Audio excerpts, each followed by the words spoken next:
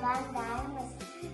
Біздің жасыл әлемімізге қош келдіңіздер. Біз балабақшамызда ең топ жасыл концертті көрсететін боламыз тек. Далада күн суық болса да біз мини гладий жасап алдық.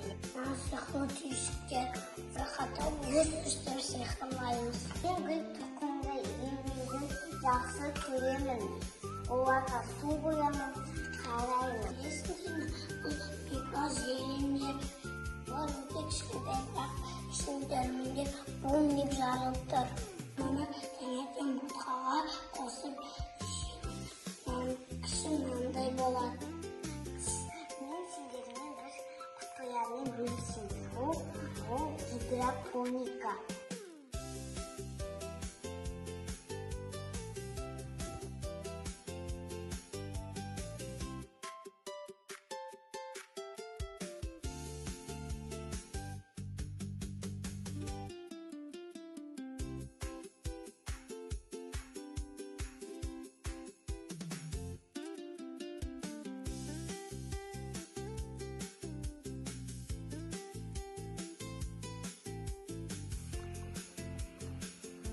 Бұл жерде топырақсыз өседі.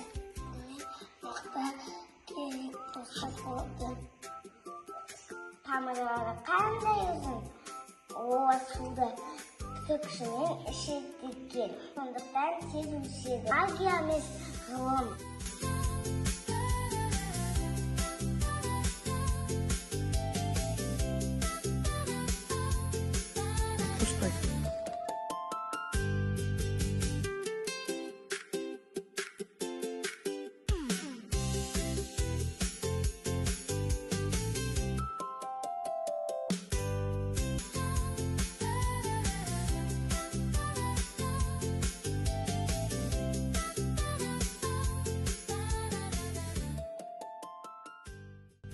Достар, біздің жасыл балабақшамыздың жұмыстары осындай.